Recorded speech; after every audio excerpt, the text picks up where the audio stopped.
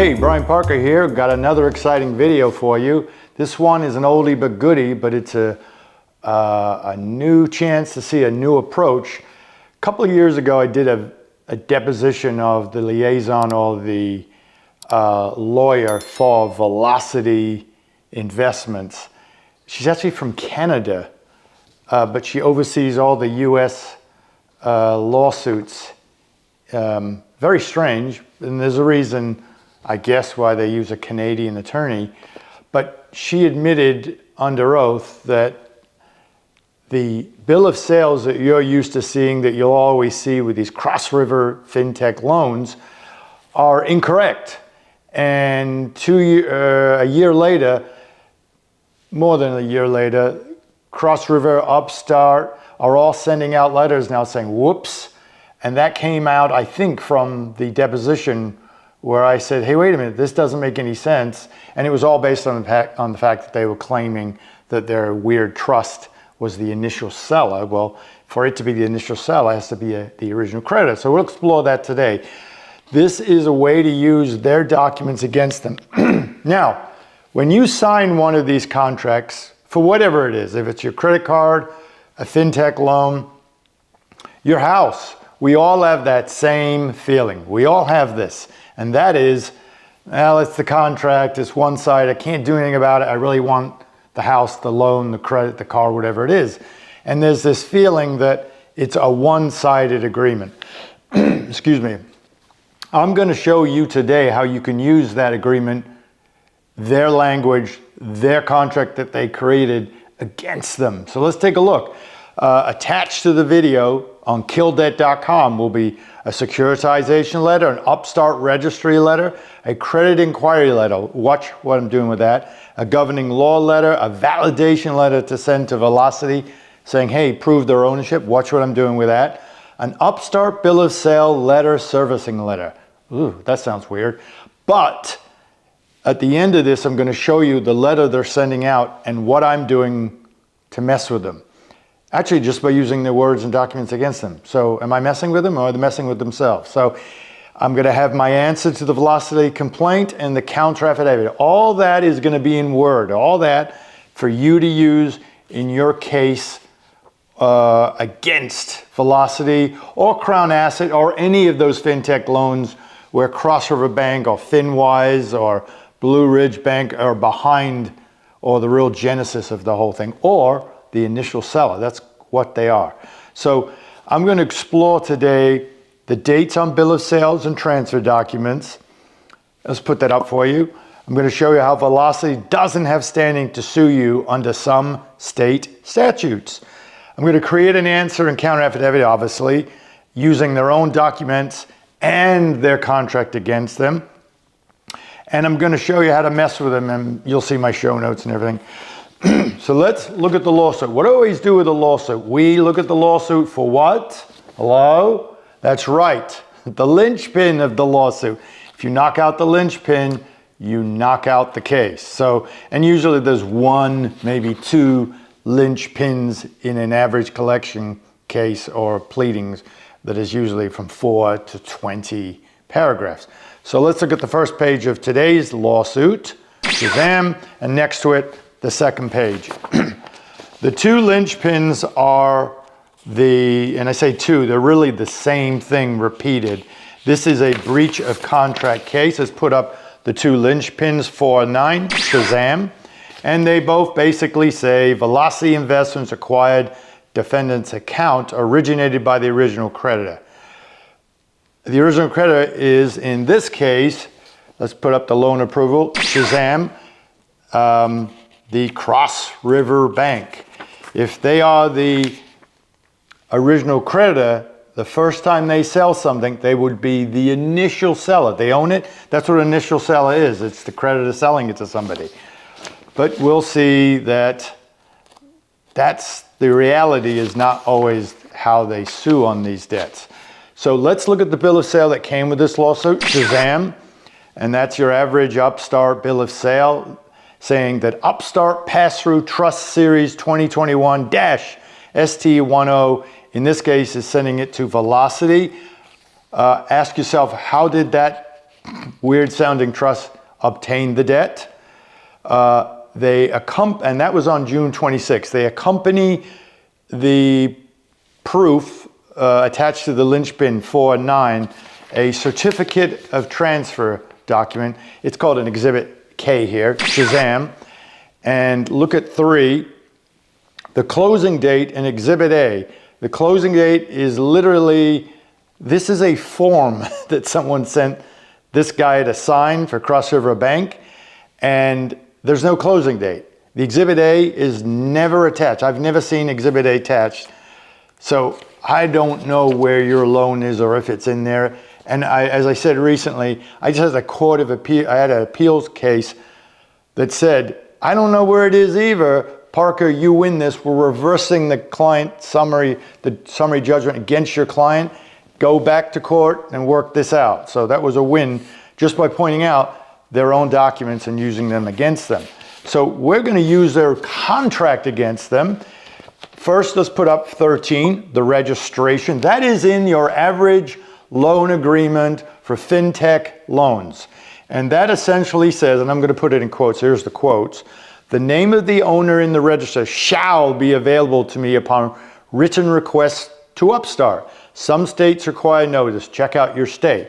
What I mean is, they're inviting you to say, hey, whoever owns this has to be listed in the registry. You can just write us and ask us who the current owner is, because the current owner and any assignees are required to place that on notice with Upstart. In fact, as I point out, and I'm going to put up Florida statute, Shazam, in Florida, a notice of assignment of a debt is required by law. The assignor or the assignee has to let you know, I've yet to see that the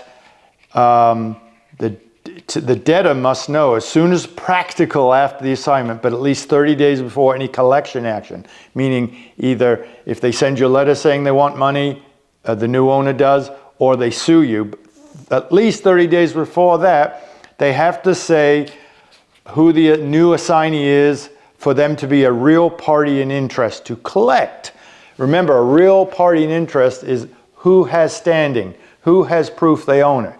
So in Florida, the new owner has to let you know, I'm the new owner within 30 days or at least 30 days before any collection action. A letter is a collection action. Place it on your credit report is a collection action. A lawsuit is a credit action. If they don't send you the notice of assignment or send a letter, I want you to send a letter to Upstart. And here is attached, again, as I said to this video, will be a letter I've created for you. You can even use their right to explore your credit against them. Here's their number 15 section of the loan agreement, and it essentially says, we have the right to explore and pull your credit at any time. So write them and ask them, if that happens, who reported to your credit, who pulled your credit, and reported your delinquency to the credit bureaus. Why? Simple. If someone like Velocity or a trust claims ownership at a certain date, they say they sell it, they own it, whatever, then on your credit report, if they've said on June 29th, we own this debt and you're late, and their own paperwork says they didn't own it or they didn't own it till later, or it's Upstart reporting they have the right to report your delinquency on your credit report, well, that also is good for you because it says Upstart owns it. So if, in this case, Upstart is claiming it owned the debt June 30th. It got it from somebody, maybe your debt. So if Upstart is going after your credit on its own before that date, they had no right to do that. Now in the contract it says they act as their agent, but not as an owner. So in other words, if Cross River Bank sells Upstart on June 30th your debt, the only person that can put that thing on your credit report would be Cross River Bank. This, in this case, as in all these cases, there's a weird sounding trust in the bill of sale. that is the owner, according to them, that eventually sells it to Crown Asset. But if there's no one showing a right of the weird sounding trust to sell it to Crown Asset, which there isn't, Crown Asset has no right to report your delinquency on the debt. So these are all minefields that you can explore and check out your credit report. I'll give you a free credit report, a really good once a year. Every American's allowed to go to annualcreditreport.com. Annualcreditreport.com. We'll put it up here. And that's a free, very detailed look at your credit report. Sometimes, and I've been there, we don't want to look at our credit report because it scares us, but this could help you out of a lawsuit and eliminate thousands of dollars and show who the true owner is or isn't. It's all interconnected, because if they're falsely putting stuff in your credit report saying they own it, that's a violation of the Fair Credit Reporting Act. But it's also a violation of FDCPA 1692E8. And also, if Upstart or anybody else is saying they own the debt enough that they can put it on your credit report, then check that date.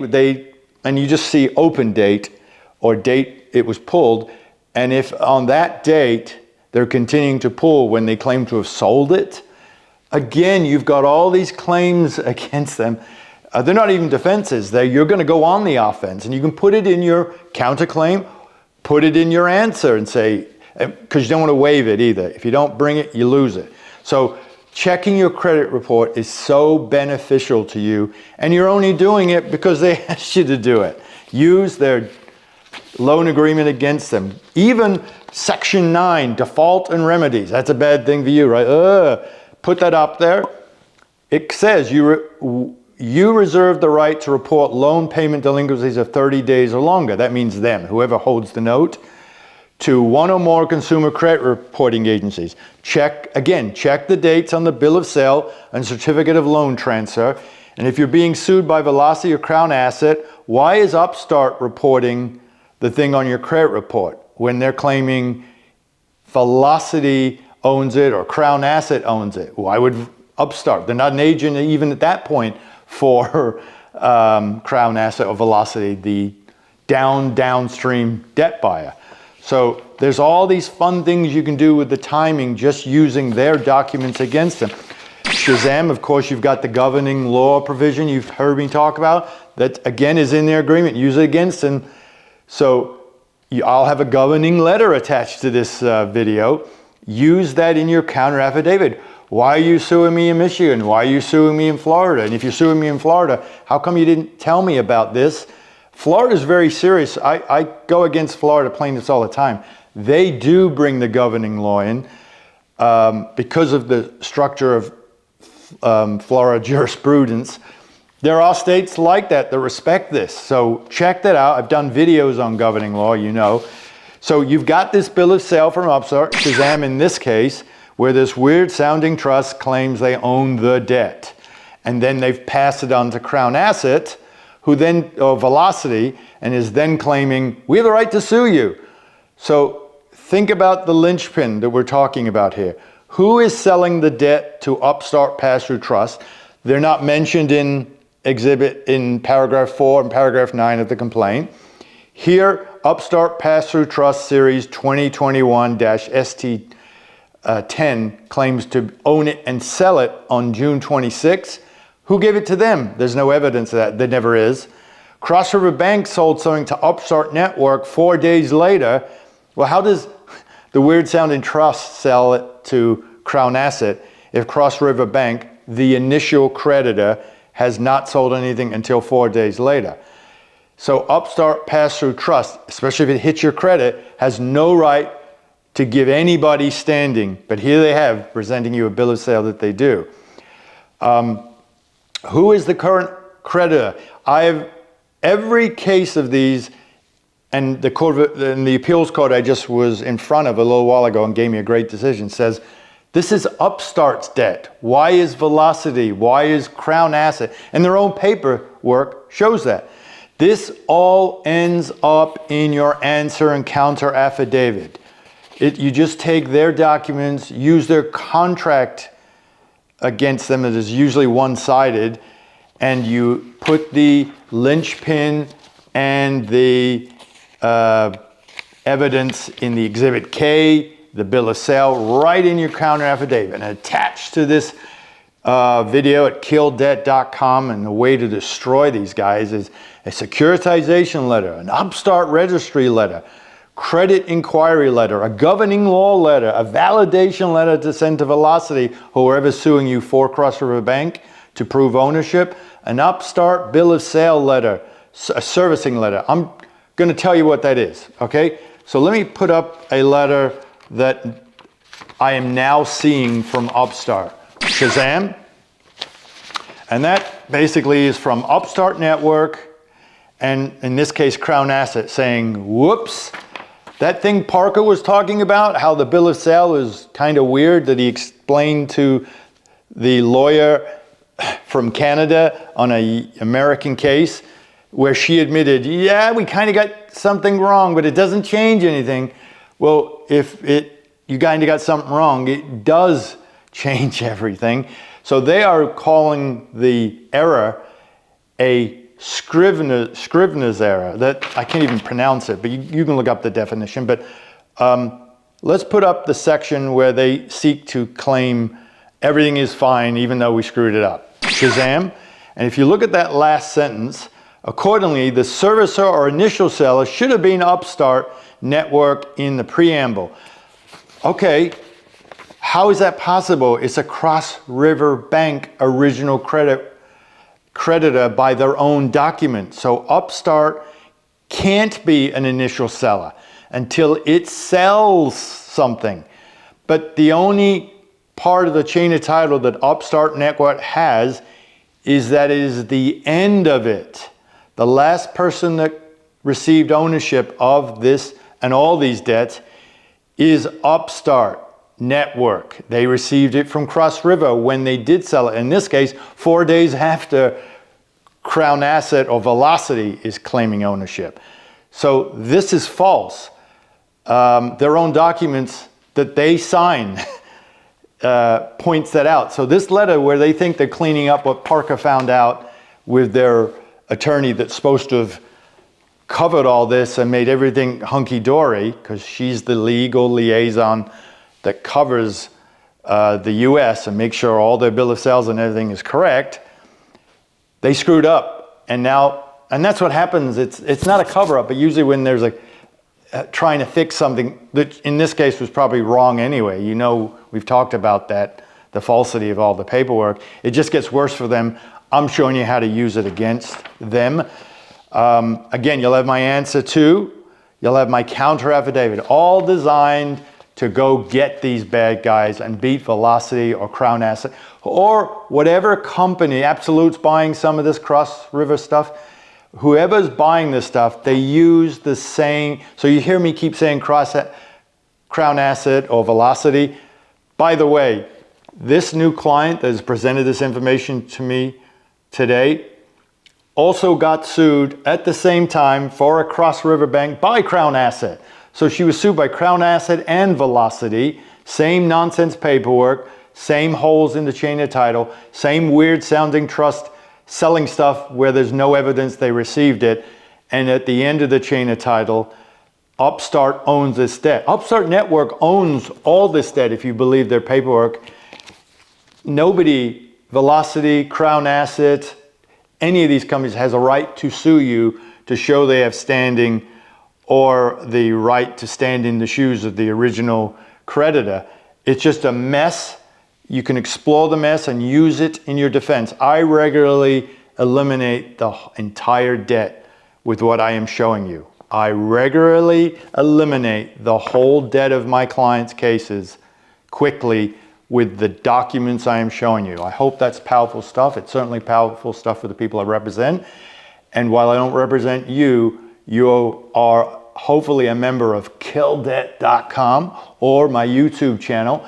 If you're a member of killdebt.com, though, you get all the fantastic, sexy, monstrously unique letters that I create and cause them problems.